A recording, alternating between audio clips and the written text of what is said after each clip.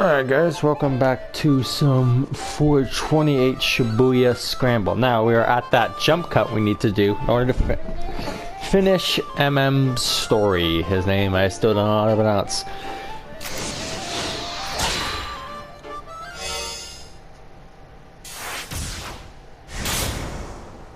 So we broke out the keep out tape and we're about to find out why Mr. Toyama was about to hang himself.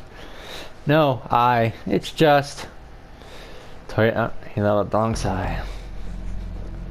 It's the scratch cards that were in the 4-star general gossip.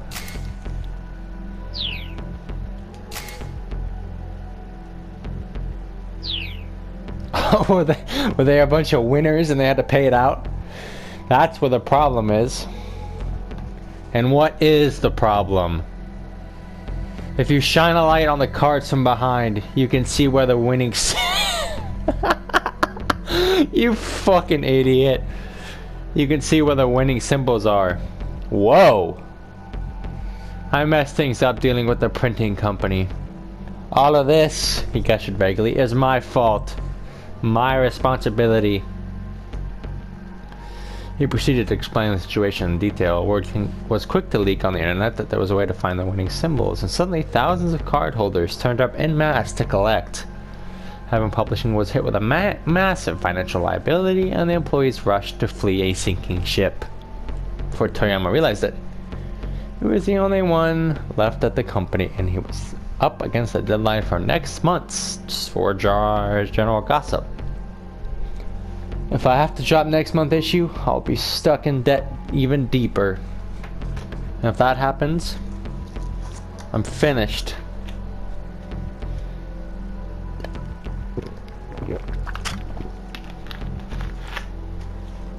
Toyama gave a dismal groan. So don't drop the issue! M snapped. He pounded his fist right into the side of a cardboard box. But Toyama just shook his head weakly. I've been up for 3 days straight, trying to fill the pages. It's not enough. I can't do the impossible. He dropped his gaze to the floor. Countless. Look! They're all in a row!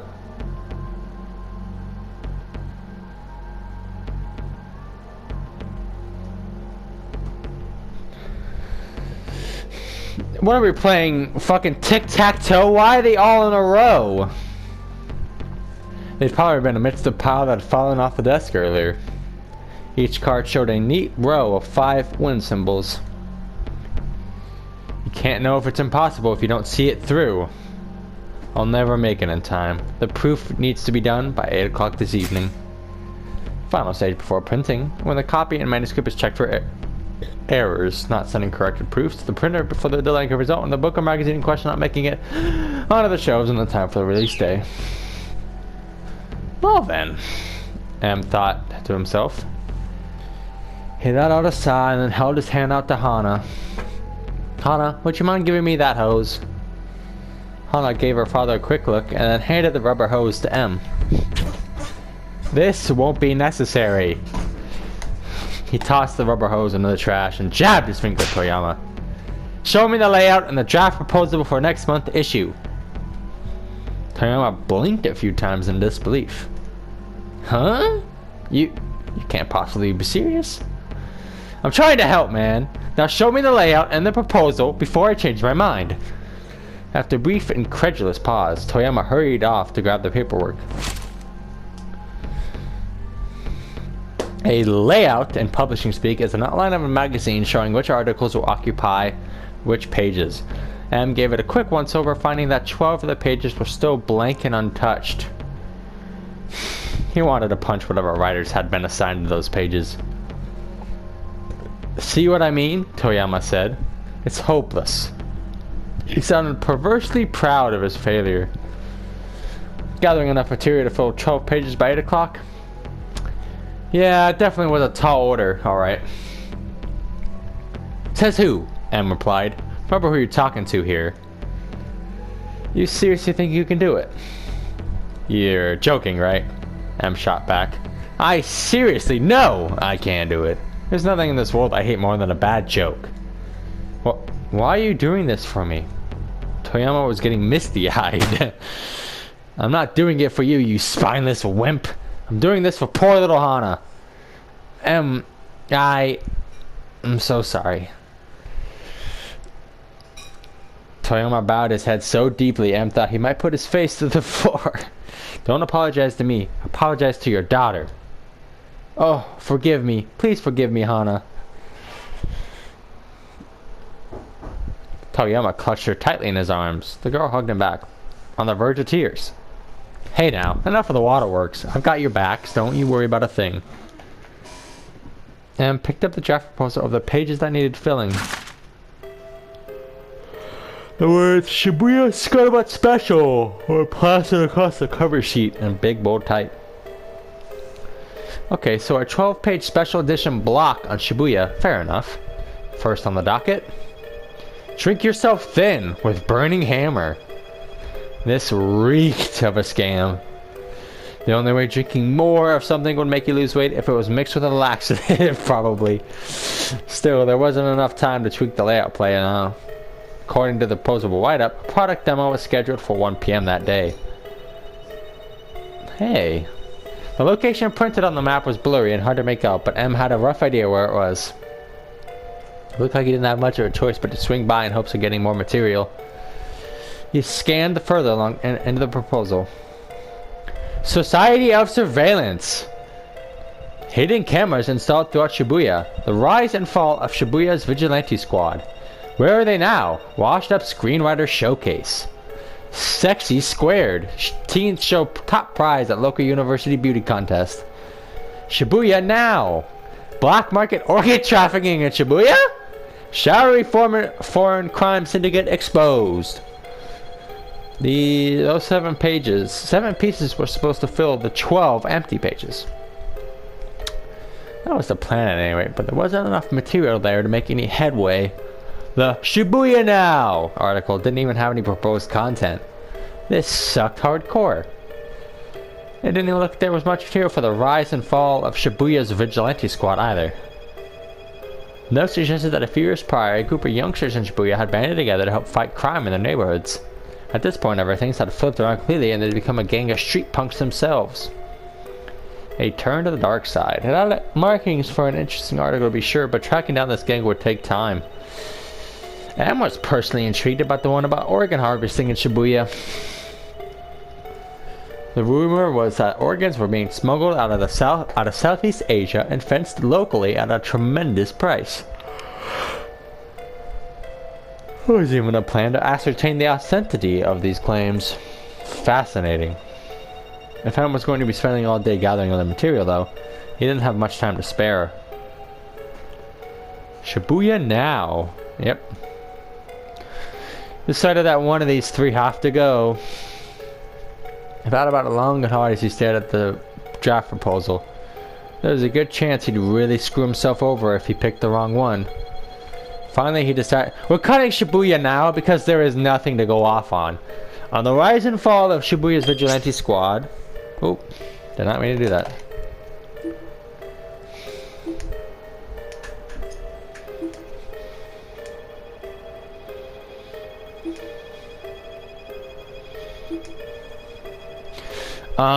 We're gonna get rid of Shibuya Now. He decided to cut Shibuya Now.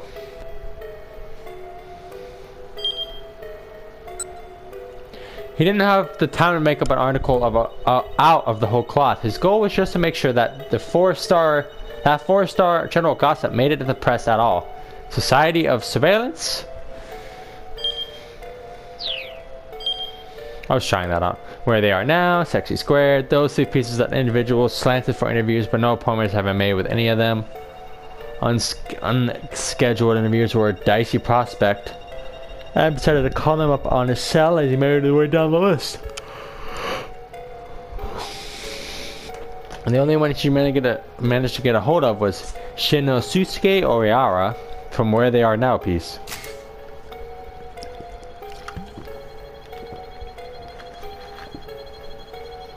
Former broadcast writer. Has appeared on various popular variety shows on commercial network Sun TV. currently heads up a small theater troupe known as the Wandering Angels. Later today, the troupe is putting on a performance at the Theater Ace. He said he'd be really giving a 15-minute interview at 2:30. M sighed. He knew he'd have to get the material from others in a more impromptu fashion then. Putting his nose at the grindstone, he started throwing together a work schedule for the day. Was it possible to get all that material and write it all up and still finish by 8 o'clock? There was no use. No matter how he tweaked it, none of his simulations ended with him having a proof ready on time. He needed one more thing, and that was another writer. M zoomed through his contacts list, calling up all the freelancers he knew. The results were depressing. Answering machines overseas on business, and the hospital currently doing time. But he had called everyone he could think of except for one. Novice freelancer Shiaka Iso. Shiaka was a bit of an odd duck, a reporter who was scared of talking to people. I might never know anyone who would become so helplessly flustered in a one-on-one setting. As unable to speak, Shiaka's tendency to become flustered is famous among her freelance writer colleagues. Once she conducted an hour-long interview, which she only managed to ask her interview's subject name. Wow. If she couldn't talk to people, she couldn't certainly do interviews. And if she couldn't get any real interview content, she wouldn't be able to write much in the way of copy. Would she come to his aid if asked? Quite probably. The issue was whether she'd be hinder more than a help.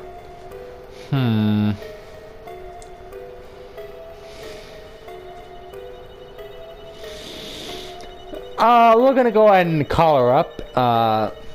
Hey, maybe she can work under pressure. We'll find out. This was no time for beggars, because we need it now. If emails could take 2 to 3 days to respond, bro. We need someone now. Am decided to call up Shiaki. Shiaki, that's her name.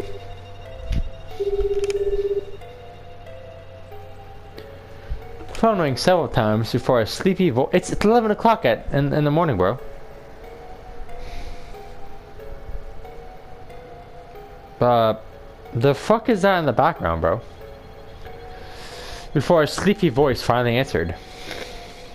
Mellow? What sound of? I don't know. Shiaki, hi, it's M. Are you free today? Huh? What? She seemed thrown by the abrupt question. Did you just wake up? Huh? No. I mean, well, yeah. Good morning. Her voice still sounded half asleep. And I'm guessing you don't have any work slated for today. As usual. Pretty much. No work, no money, no food. Nothing to do except sleep. If I'm not awake, I can't dwell on how hungry I am. Damn right. She didn't sound well. Almost like she literally didn't have anything to eat. Well, I've got work for you. I'm over at 4-Star General Gossip. Get over here ASAP. What? You really mean it? And, you know, I'm also kind of helping her out in the same sense. Like, she's obviously very desperate for work. But she's got to get over that fear, bro. Yeah, but hurry. I'm decided to assign Chiaki to the rise and fall. Why? Why would you not put her on the beauty contest? Whatever. The rise and fall of Shibuya's vigilante squad. First, I want you to take a look around Shibuya for this group of vigilante types. By vigilantes, you mean people who have volunteered to help prevent crime? There was a note of relief in Shiaki's voice. Yeah, that's right. Except apparently now they turned into a nasty street gang. Did you just say street gang? Nuh-uh. No way. Absolutely not. I could almost see her shaking her head on the other side of the line. What if I get killed or sold into slavery overseas or something? He nodded. There was much chance of the latter. Or the former, for that matter.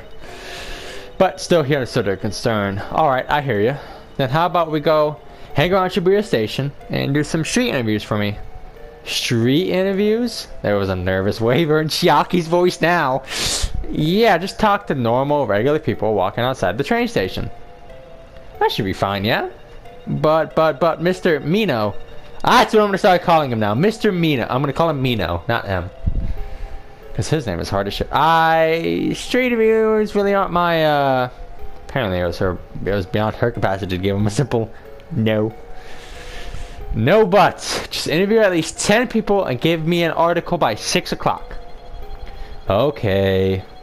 Mino had originally planned to axe the Shibuya Now piece because it didn't have any contact, but getting some quotes from the people on the street would at least make for useful filler. That gave him a sudden idea. He'd take on the Vigilantium story and have CHIKI handle the Shibuya Now. Okay, then the one about the organs can be chopped and we can focus on the Shibuya Now piece, which is just filler.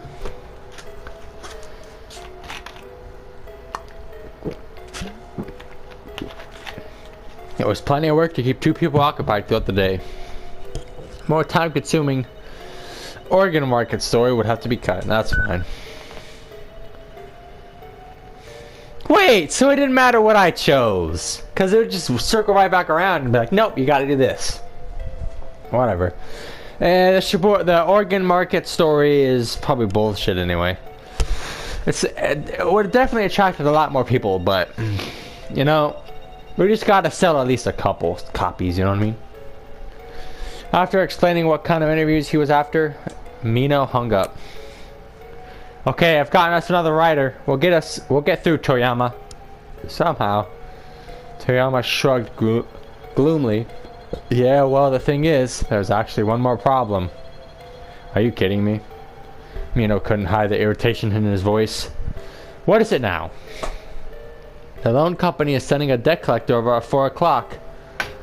But as you can imagine, I don't have a single yen to give them. That's less than ideal, yeah. So what's the plan? Well, they said provisionally that if the next month's issue gets published, they're willing to wait on repayment. Then there's no problem. The issue's coming out guaranteed. But they're not going to take that my word on that anymore. I'm going to need to prove it. If we could fill, say, half of the 12 pages by the time they show up, I could probably convince them. Alright, Mino said weakly. So for starters, we need 6 pages by 4 o'clock. They had to get all 12 pages done as it is. This made a perfect midpoint to shoot for. Any other problems you'd like me to know about? No, Toriyama said. No, that's all.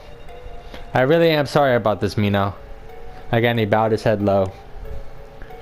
Mino felt distinctly awkward. He had known Toyama for years and had never been... The fuck is that word? Had never been katoed to like this before. I have never seen that word as long as I've been alive. Yeah, well, just let me handle it, alright?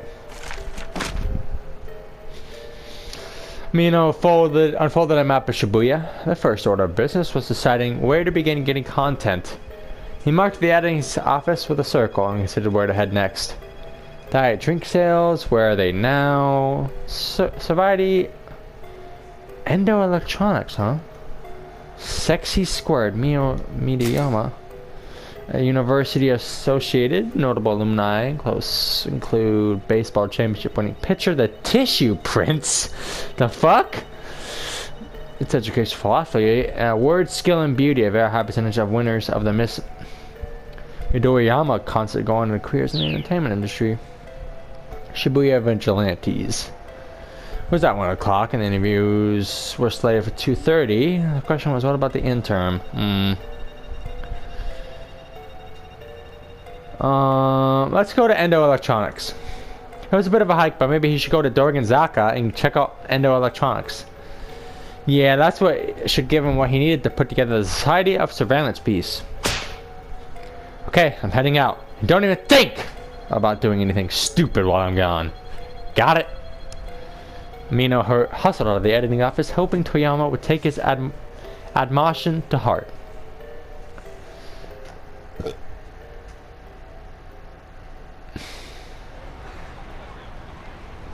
Exiting the building, he hopped into the taxi that was waiting outside.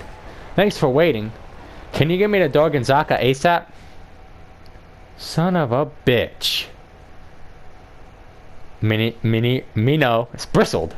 I beg your pardon? That son of a bitch you wanted to give your mind, sir. A piece of your mind, sir. Was he waiting for you like you expected? Oh! Yeah. And I damn well did give him a piece of my mind, too. Glad to hear it, sir. The taxi sped off.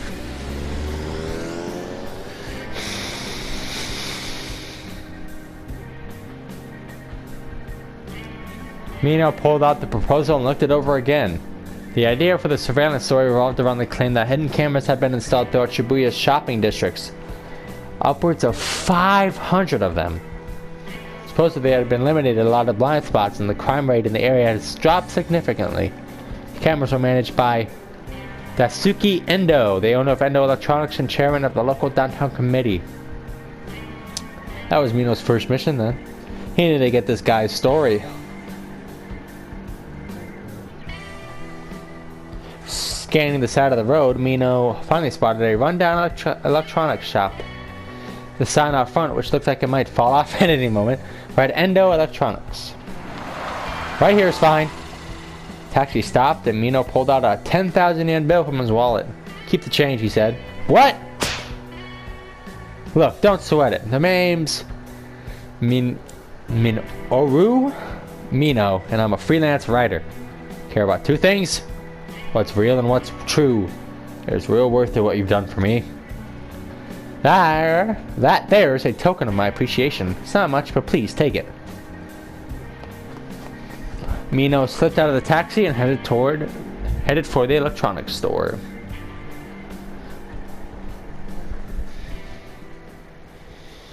Inside, Endo Electronics looked more like a mountain of hoarded junk than an actual business. Towering piles of ancient appliances stretched toward the ceiling. Old television sets with dial knobs leaned against the computers with 5-inch floppy drives. Jesus. What possible use could there be for all this outdated stuff? Mr. Endo, are you in here? Mino called out. Nobody came to greet him. The shop was definitely open though. Surely the proprietor hadn't left it unattended. Hey, Mr. Endo! Come on, I know you're in there. After a short wait, Mino heard sounds from the living space behind the shop. A door opened to reveal a tired-looking, middle-aged man. Yeah, what do you want? Are you Mr. Endo? Mino asked. I am, the man said guardedly. And I'm sorry, but I'm in the middle of something at the moment. Could you come back tomorrow, or please, just give me a minute. I'm a freelance writer. Name's Mino.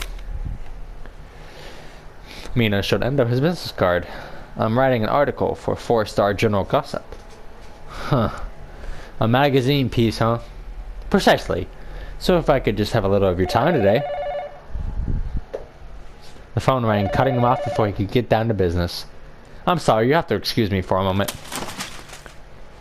Endo reached into the clutter and pulled out a telephone. Hello, Endo Electronics. The proprietor listened for a moment and then raised an eyebrow. Yeah, that's a problem, alright. Alright, understood. I'll try and get a hold of the customer then. Endo set the receiver back down. What was that all about? Mino asked. Oh. Yesterday I sold a dry ice machine and the manufacturer just called to let me know the model is defective. Defective? Apparently, once it starts making dry ice, it won't stop. I need to tell the customer I have to recall the machine and to refund their deposit. Please give me a moment. Endo shifted through some of the sales slips, read out number offer 1, and made a phone call.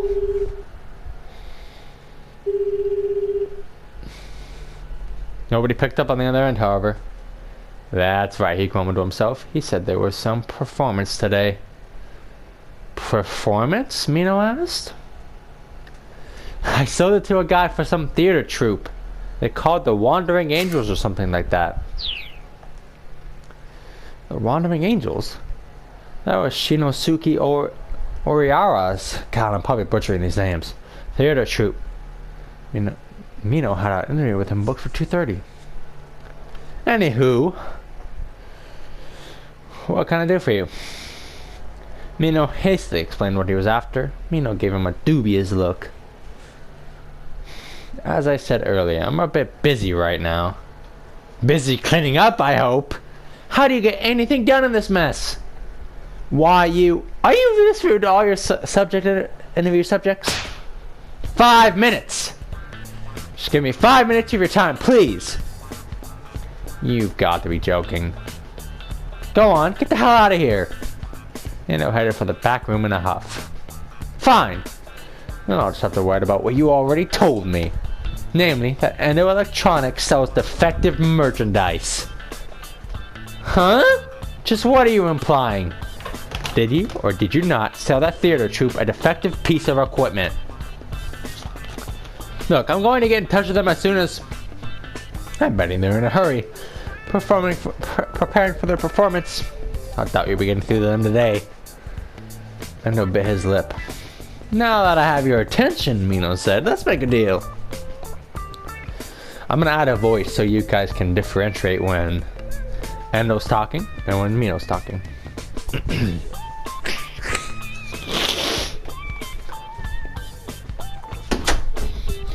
Oh yeah? What kind of deal?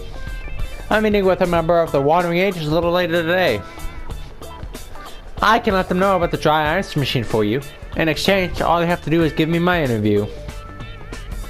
Endo scowled. And where's your proof that you'll be meeting with the Wandering Angels? I might take advantage of a guy when he's down, Mino replied. But one thing I'm not is a liar. The shopkeeper took a few minutes to think about this. Fine, he grumbled. 5 minutes, that's all you get. Mino ripped out his notepad out of a coat like he was drawing a gun. And let's get right down to it, shall we? Go right ahead. So I hear that over 500 surveillance cameras have been installed throughout Shibuya shopping districts. Yes, that's right. Why so many? We used to have a lot of delinquents in town. I'm not sure the definition. Endo said the word with marked distaste. Oh yeah? I remember there being some problem kids around. They were just awful. I see. And Mino scribbled digitally in his notepad. Heck, my own son put together a sort of vigilante group to help teach those punks a lesson. Wait. Vigilante squad? Whoa, hold up right there for a sec. Mino jutted out his hand to interrupt. This guy's son was part of the vigilante squad? What a stroke of luck! Maybe he could also provide some info for the article on the gangs of Shibuya. Sorry, I don't mean to get too far off topic here, but could you tell me the name of this group your son belongs to? They call themselves SOS. Has become one of the biggest gangs in Shibuya, resorting to defacing public property with graffiti, shoplifting, and shaking people down for cash. Prided themselves on being the top gang in Shibuya and all that. Top gang in Shibuya. Did I really just hit the jackpot here? Not to pat myself on the back, but go me. All I have to do is step outside and the story finds me, baby. I think I might be a natural at this. As it happens, I'd also like to interview people from SOS. Would you be able to get me in touch with your son? Yeah, sure. But you know that my son isn't in the gang anymore.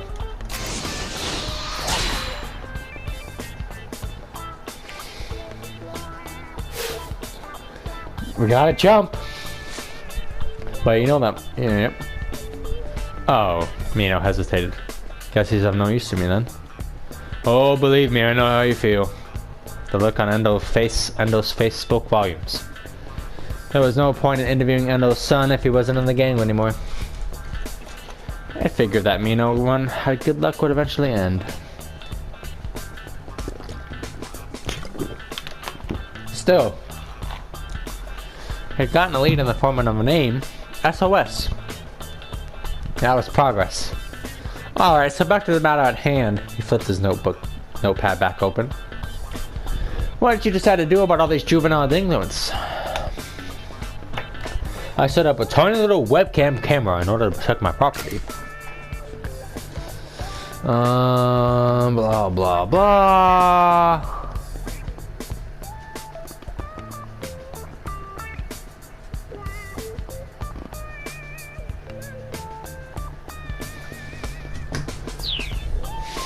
I see. And I'm guessing the webcam did the trick? Sure did. And then so other local business heard about it and started asking me to install some for them. Webcams aren't particularly expensive, so it wasn't too tough to set them all up all over downtown. So who's in charge of the security cameras? Members of the downtown business community take turns. The cameras are connected via a wireless network that the business owners can access throughout the area. A LAN, or local area network. How's your security for this wireless network? Oh, no problems for that front. Endo seems surprised at the question. All of the footage sent over the network is fully encrypted. But still, people can't feel too good about being recorded on camera without their knowledge, don't you think? Mino asked. The shopkeeper's expression darkened. We hope to strike a balance between crime prevention and protecting individual privacy. And who determines what that balance is? Mino let a note of challenge slip into his voice. That would be me. I've been entrusted with the management of the security cameras. I see. So essentially, you're providing your own moral oversight. Are you implying that I'm abusing my authority? Endo shot back. I'm doing this in the name of public order. Right. You've had your 5 minutes. Oh, right. You've had your 5 minutes. Now get out of here. The shopkeeper stood up and headed into the back. I'll be sure to let the wandering angels know about the dry ice machine. Mino hollered at the closing door. Endo didn't reply.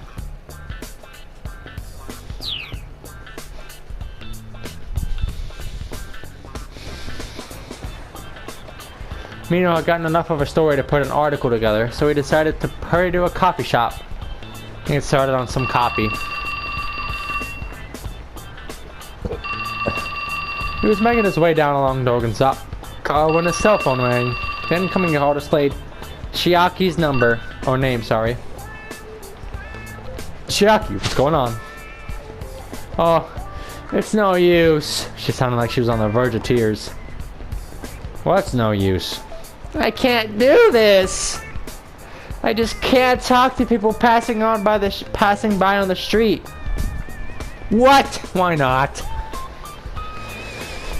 It's just that everyone seems so busy when they're walking by. If I try to interrupt them, they're gonna be all mad at me. Well, who the hell cares if they get mad? Mino's ready to start ripping his hair out. I don't want them to be mad at me, she whimpered again. Well, this wasn't about what she wanted, was it? She was supposed to be working, not whining. Look, Chiaki, you need to get me those interviews, period. Do I make myself clear? He hung up before she could squeeze in an objection. Damn it, Mino muttered. What? I needed one more thing to worry about. He pulled at his hair a few times and then cast his worried gaze in the direction of Shibuya Station.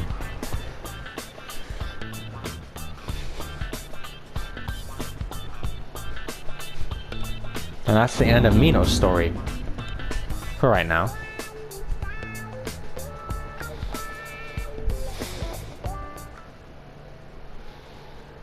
So now... Oh, Achi's on the keep out. Okay. So we'll go ahead and jump. Because he's on a keep out. And then we'll finish off Achi's story. And when it advances an hour, we'll go ahead and end the episode.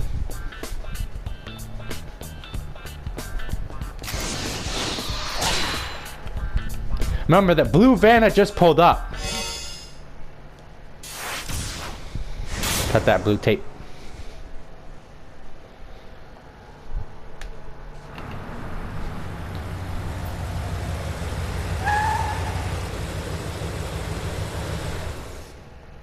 it was. When Kano was walking around, we did pass by this blue van a couple times too. A blue van had appeared nearby, parking on a spot that had been empty previously. Archie couldn't see who was inside, but there was definitely something fishy about it. Besides, there weren't any other blue cars around, so this had to be it. He'd been right. The crooks had come back after all. I'm gonna go take a quick look. You wait here. Before he could carry out his plan, Hitomi jumped to her feet. Without a word, she rushed toward the van. Hold on, I said wait! She wasn't slowing down. Archie caught hold of her arm. Wait! This is dangerous. What if the kidnapper's in there? And what if my sister's in there? I have to help her.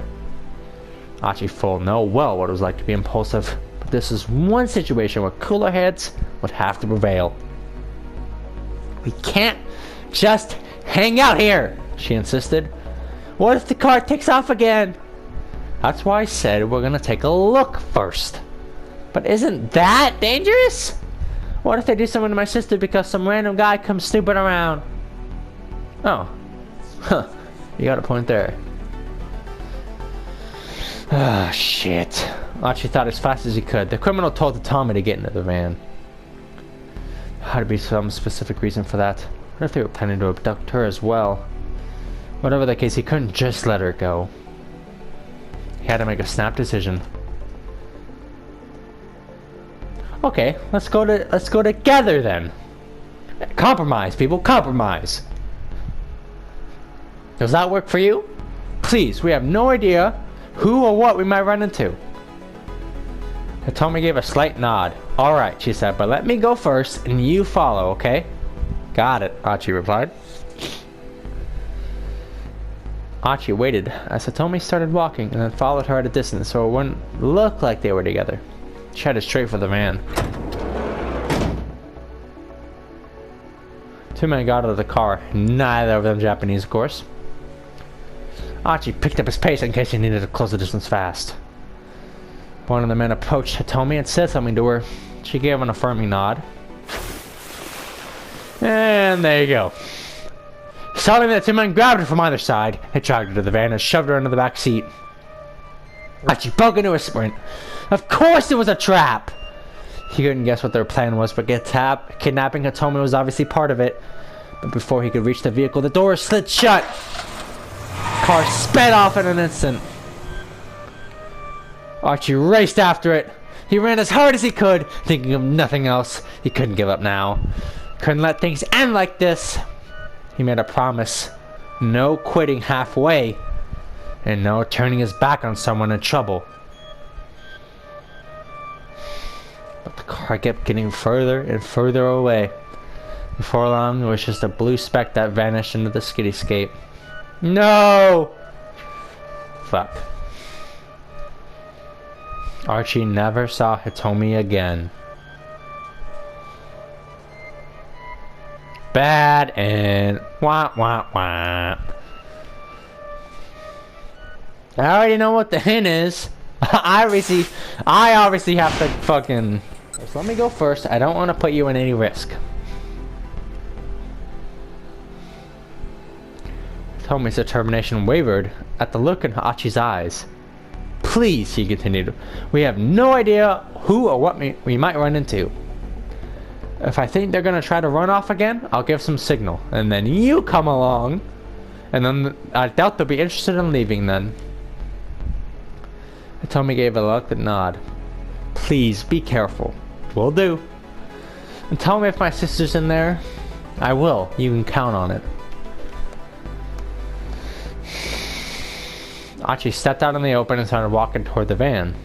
He tried his best to look as if he wasn't paying any attention. Yeah, I'm just an ordinary passerby. Wow, what beautiful weather. As he got nearer, he tried to sneak a glimpse inside. Dark's van. Dark window film made it hard to see who might be inside, or even how many people. Casually, he moved closer still to get a better look. Uh-oh. Suddenly, the sliding door burst open and several people jumped out. None of them were Japanese. Within minutes, Within moments, Archie was surrounded. Whoa, what? Hey, what's the deal, Archie said. He got a little chuckle. Man, that thing must be packed. How many seats have got in that thing anyway? He took another step toward the vehicle and looked inside. Hey! Whoa! One of the men pulled out a knife from inside his jacket, thrusting it out in Archie's direction. He probably meant it as a simple threat, but on reflex, Archie went into self-defense mode, kicking him right in the jaw. There was a loud crack as his foot connected. The man dropped out like a light. The others stared and then rushed him. Well, this sure hadn't gone as planned. Too late to take it back now. Damage was done. Archie was going to take out the rest of these punks too. He nimbly shifted his feet, evading their initial attack. However, to take these guys 3-on-1 wasn't going to be pretty. Archie! He heard Otome cry out. Crap.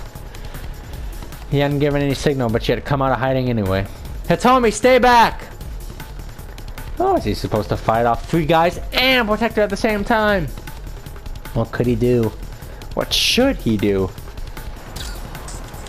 What the hell? Within moments, a number of passerbys had gathered around the fight. Maybe they'd heard Hitomi shouting. Hey, what's going on? Oh my god, is that a knife? This isn't just some petty squabble. Someone call the police. Some of them began taking photos with their cell phones. One of the men cursed in frustration and signaled for his buddies to get back in the car. Archie couldn't stop them. The engine roared to life and the van sped away. Knowing he'd never catch them on foot, Archie merely watched it go.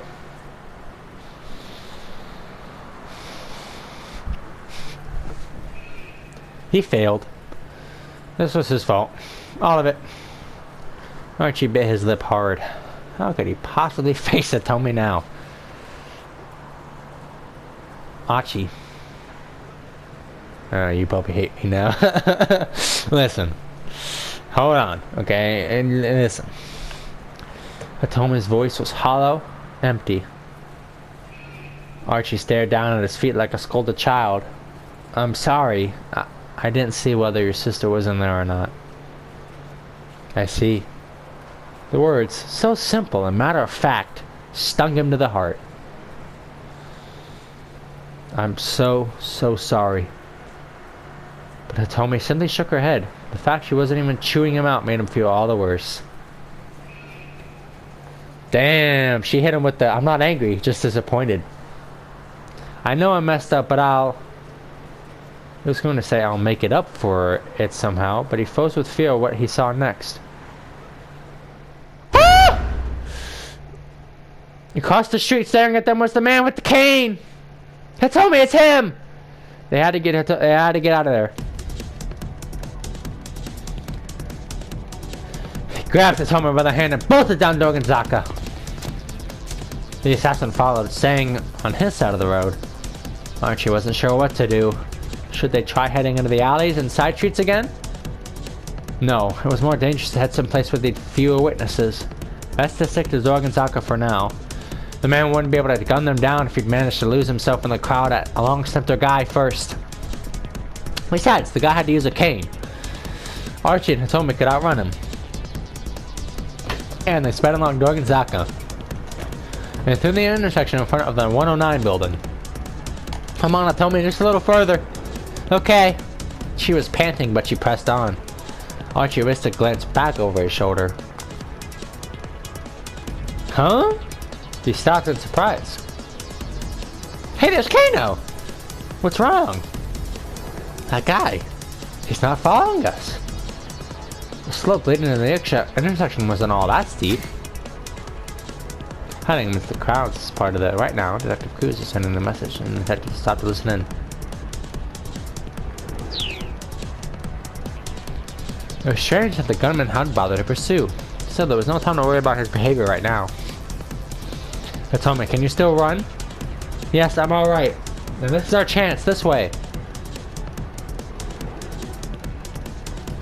They needed to put plenty of distance between them before the assassin came after them again. But they also needed to find the van again and rescue her Tommy's sister. Were they able to find it and yet stay hidden from the man in the cane? Archie wasn't sure about one way or the other, but what Tommy in tow, he hurried along Center Guy.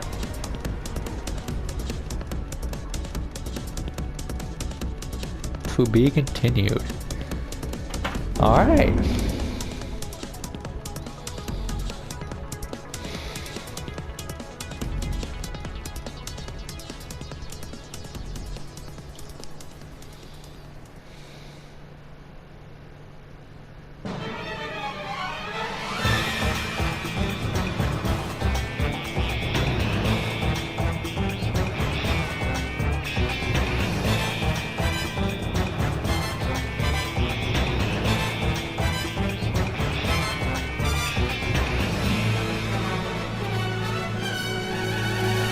Now we are from 12 to 1 o'clock, baby!